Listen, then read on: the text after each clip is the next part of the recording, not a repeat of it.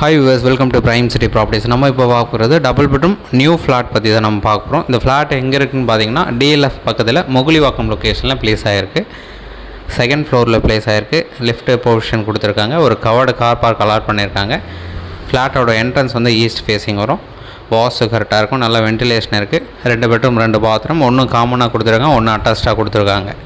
So இது common. நீங்கள் பார்த்துட்டு இருக்குது பார்த்தீங்கன்னா வெளில பார்த்தீங்கன்னா ஒரு வாஷ் பேஷன் கொடுத்துருக்காங்க. கிச்சனுக்கு ஒரு சின்ன வென்டிலேஷன் வரதுக்கு ஒரு விண்டோவும் கொடுத்துருக்காங்க.